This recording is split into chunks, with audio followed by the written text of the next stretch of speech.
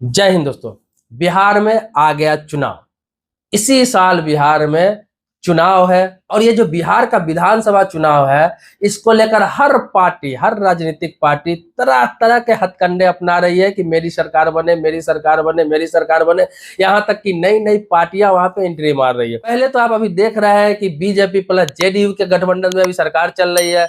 इसके अलावा वहां सबसे बड़ी पार्टी है आरजेडी, राष्ट्रीय जनता दल, जो लालू यादव की है, तेजस्वी यादव की है। अब नीतीश कुमार जी का है कि कभी इनके साथ सरकार बना लेते हैं, कभी उनके साथ सरकार बना लेते हैं। तो मुख्य रूप से देखा जाए तो वहां तीन दल है, एक भारतीय जनता पार्टी, एक जनता दल यूनाइटेड और तीसरा राष्ट्रीय जनता दल जो मुख्य विपक्षी दल है। और इसके अलावा चौथा दल कांग्रेस तो हर जगह है, तो वह है, लेकिन उनकी स्थिति ठीक नहीं हो, किसी न किसी के साथ गठबंधन में ही लड़ता है थोड़ा बहुत सीट पर, चाहे वो 20 सीट हो, 25 सीट हो, तो उनकी तो गिनती छोड़ ही दीजिए। अब एक नई बड़ी पार्टी का एंट्री हो गया है, जन स्वराज, जो प्रशांत किशोर जी बनाए हैं, जन स्वराज। और वो पूरे सीट पे चुनाव लड़ने जा रहे हैं, बिहार विधानसभा के पूरे सीट पे चुनाव लड़ने जा रहा है। इसके अलावा आम आदमी पार्टी ने भी घोषणा कर दिया है कि पूरे सीट पे चुनाव लड़ा जाएगा, बिहार विधानसभा चुनाव। तो बिहार एक दंगल बनते जा रहा है। अब इसको लेकर क्या है कि सभी पार्टियां अपना अपना पेंशन प्लान घोषित कर रही है। आम आदमी पार्टी का कहना है कि हमसे कोई गठबंधन करेगा, अगर हमारी सरकार बनेगी तो हम वहां 2500 रुपए पेंशन देंगे वहां के महिलाओं को। जन स्वराज का कहना है, प्रशांत किशोर जी का कहना है कि मेरी सरकार बनेगी तो मैं वहां का विधवा महिलाएं है, चाहे वृद्धा महिलाएं है, चाहे बुजुर्ग पेंशन है, सभी को मैं 2200 रुपया पेंशन कर दूंगा, मतलब 2000 से ऊपर पेंशन कर दूंगा सबको। इसके अलावा राष्ट्रीय जनता दल, जो लालू यादव जी की पार्टी है, तेजस्वी यादव ने भी घोषणा किया कि मेरी भी सरकार बनी तो मैं भी पेंशन बढ़ा दूंगा, 2000 रुपया प्लस ही दूंगा लोगों को। अब इन लोगों ने तो सिर्फ वादा किया, लेकिन सरकार किसकी है? सरकार वहां है Bharatiya Janata party plus Janata Dal United, मतलब बीजेपी प्लस जेडीयू की सरकार है। अब उन्होंने सोचा कि ये लोग तो घोषणा कर रहे हैं, करेंगे नहीं करेंगे पता नहीं। पहले जानकारी के लिए आपको बता दूं कि वहां जो वृद्धा पेंशन है, या विधवा पेंशन है, या विकलांग पेंशन है, ये तीन तरह का पेंशन मिलता है वहां पर। बुजुर्गों को मिलता है, विधवा महिलाओं को मिलता है और बुजुर्ग महिलाओं को मिलता है। ये पेंशन वहां मात्र और मात्र 400 रुपया मिलता है, मात्र 400 रुपया महीना। जबकि बाकियों स्टेट में आप देखेंगे, खासतौर पर दिल्ली की बता दूं तो 2500 रुपया मिलता है यहाँ महिलाओं को। जो विधवा महिलाएं हैं उन्हें 2500 रुपया, बुजुर्ग महिलाएं हैं उन्हें 2500 रुपया, विकलांग है उनको 2500 रुपया, बुजुर्ग पुरुष है उनको 2500 रुपया।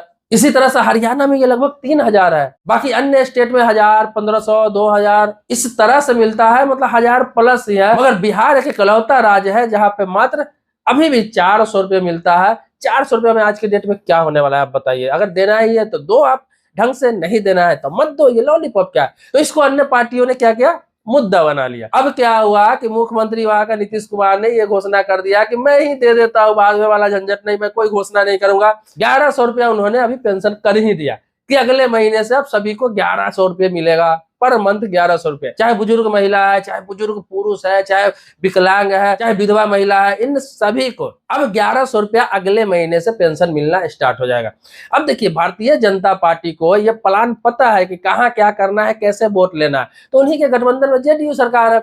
महाराष्ट्र में ऐसे ही किया गया था कि चुनाव से मात्र 2-3 महीने पहले सभी के खाते में पैसा भेज दिया गया था, पेंशन का 2-2 हजार या 2,500 हजार जो भी था वो भेज दिया गया था। और हुआ क्या कि वहां पूर्ण बहुमत से भारतीय जनता पार्टी की सरकार बन गई। जो उनके गठबंधन में थे सभी ने मिलकर इतना सीट ले आया कि 1/3 सीट महाराष्ट्र में वो लोग ले आए और सरकार बना लिया। यही ट्रिक ये लोग बिहार में अपनाए हैं कि पहले ही पेंशन इन्होंने बढ़ा दिया और पेंशन देना स्टार्ट कर दिया 1100। अब क्या हुआ, जिसको 400 रुपया मिलता था उनको मिल रहा है अब 1100 रुपया, मतलब सीधा का सीधा 700 रुपया बढ़ा दिया गया।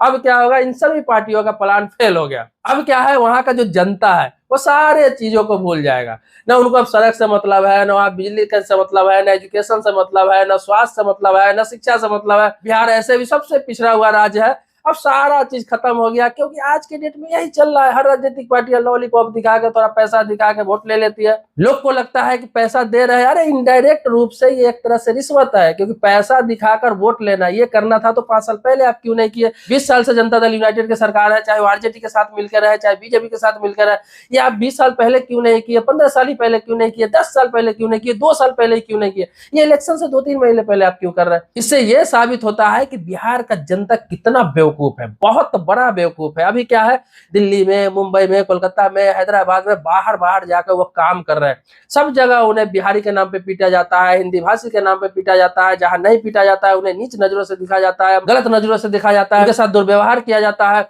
बीच में जो मुद्दा उठता है कि बिहार में फैक्ट्री लगाना है, बिहार में कंपनी लगाना है, बिहार में रोजगार का साधन करना है, कुछ होता नहीं, वहां का सरकार कुछ करता नहीं है। ये लोग क्या करेगा, अभी इलेक्शन आएगा, सभी लोग जाएंगे बिहार इलेक्शन के समय, सब अपने अपने जाति को, अपने अपने पार्टी को, अपने अपने जानने वालों को वोट दे देंगे। जहां ये सब नहीं चलता है वहां पर पैसा लेके वोट दे देंगे। फिर क्या करेंगे, दिल्ली, मुंबई, कोलकाता, गुजरात जाके कमाने चले जाएंगे, मजदूरी करने चले जाएंगे। फिर उन्हें याद आएगा 5 साल बाद कि बिहार में तो फैक्ट्री नहीं है, बिहार में तो कंपनी नहीं है। 5 साल बाद याद आता है। ऐसे करते करते उनकी कितनी पीढ़ी खत्म हो गई। बिहार में आज भी कुछ भी नहीं हुआ। बिहार में आप देखेंगे तो मछली का बहुत ज्यादा खपत है। वो कहां से आता है, चेन्नई से। बिहार में अंडा का सबसे ज्यादा खपत है। अंडा कहां से आता है, आंध्र प्रदेश से कम पड़ जाता है, तो सबसे ज्यादा आंध्र प्रदेश से अंडा आता है। बिहार में चप्पल जूता का खपत होता है, तो कहां से आता है, दिल्ली के इंडस्ट्रियल एरिया से जाता है। इसी तरह बहुत सारे उत्पादन है जो बिहारी खुद जाकर बाहर में, जैसे दिल्ली में हो, चेन्नई में हो, आंध्र प्रदेश में हो, दूसरे जगह जा जाकर ये खुद वहां पे काम करते हैं उस चीज का।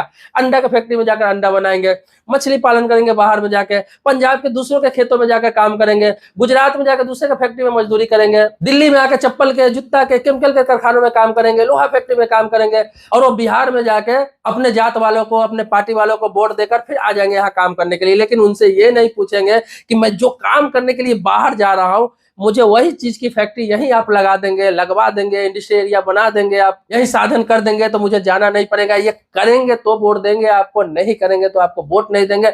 जो ये करने के लिए वादा करेगा आपसे लिखित में, आप उन्हीं को वोट देंगे। एक ही पार्टी का वहां 20-20 साल, 15-15 साल शुरू से सरकार चलती आ रही है, लोग बदलते ही नहीं। वहां पे हर 5 साल पर अगर सरकार को बदल दिया जाए तो लोगों को डर हो जाएगा। वहां तो इंडस्ट्री हर 5 साल बाद ही लग जाएगा, 5 साल बाद ही कंपनी लगने लगेगा। दूसरी पार्टी ये सोचेगी कि मैं नहीं करूंगा तो अगले बार मुझे उठाकर फेंक देगा। अब अक्सर देखते होंगे कि तमिलनाडु वगैरह में डेवलपमेंट क्यों है, आंध्र प्रदेश वगैरह में डेवलपमेंट क्यों है, वहां कंपनी फैक्ट्री इतना ज्यादा क्यों रहती है? वजह यही है कि वहां पे 2-3 पार्टियां हैं और एक पार्टी की सरकार 10 साल, 15 साल, 20 साल कभी नहीं रहता है। होता क्या है कि 5 साल इसकी सरकार है तो 5 साल उसकी सरकार है, 5 साल इसकी सरकार है तो फिर 5 साल उसकी सरकार है। हर 5 साल पर वहां लोग सरकार को पलट देता है। यही वजह है कि वहां पे डेवलपमेंट है। उसको पता है कि काम नहीं करेंगे तो उसको लेकर आएगा, वो काम नहीं करेगा इसको लेकर आएगा। लेकिन बिहार और बंगाल जैसे राज्य ऐसे हैं जहां पे सरकारें 20-20 साल चलती है, 30-30 साल चलती है। आपको बता दूं, लालू प्रसाद, राबड़ी देवी को मिला दिया जाए तो राष्ट्रीय जनता दल का शासन वहां पे लगभग 15 साल तक रहा। उसके बाद 20 साल से अभी लगभग मुख्यमंत्री नीतीश कुमार है। इतने इतने दिन का ही मुख्यमंत्री होता है भाई। उससे पहले लालू प्रसाद से पहले जगन्नाथ मिश्रा थे, वो भी 10 साल से ऊपर मुख्यमंत्री रहे। वहां ऐसे ऐसे मुख्यमंत्री होते हैं चाहे 15 साल, 20 साल, 30 साल काम नहीं करे, तो अगर काम करते थोड़ा भी तो मुझे लगता है कि लाइफ टाइम लिखित दे दिया जाएगा कि चलो इलेक्शन हो ना हो कोई मतलब नहीं, मुख्यमंत्री आप ही रहेंगे। इतना बेवकूफी करते हैं बिहार की जनता। इसीलिए अब इस बेवकूफी से निकलिए, इस जात पात के चक्कर से निकलिए, अन्यथा आप तो मजदूरी बाहर में करते करते बूढ़ा हो ही गए। आपके बच्चे भी बाहर जाके मजदूरी करेंगे, आपके पोते पोती भी बाहर जाके मजदूरी करेंगे दूसरे स्टेट में, दूसरे राज्य में। अन्यथा इस इलेक्शन में सुधर जाइए आप और अपने पार्टी से, अपने जात वाली पार्टी से जो आपके पास आ रहा है, लिखित में उनसे पूछिए, उनसे कसम खिलाकर पूछिए कि मुझे ये डिमांड है, ये आप पूरा करेंगे तभी आपकी पार्टी को वोट देंगे, आपको वोट देंगे। अन्यथा आप जात की राजनीति नहीं चलेगी, पार्टी की राजनीति नहीं चलेगी, पैसे की राजनीति नहीं चलेगी। हमें रोजगार चाहिए, शिक्षा चाहिए, स्वास्थ्य चाहिए, अच्छा हमें व्यवस्था अच्छा चाहिए, अच्छा शासन चाहिए। मीडिया वाला सुशासन नहीं चाहिए जो मीडिया में सुशासन सुशासन सुशासन रटा जाता है बिहार के बारे में, जबकि धरातल पर कुछ भी नहीं है। सुशासन जमीन पर चाहिए। तो आप लोगों को पेंशन का लॉलीपॉप दिखा दिया गया है। बाकी आपको सोचना है, आपको निर्णय लेना है कि क्या आपको करना है। बाकी आपको समझ में नहीं आया तो इस वीडियो को रिपीट फिर से देख लीजिए आप और अपना बुद्धि खोलिए, दिमाग खोलिए।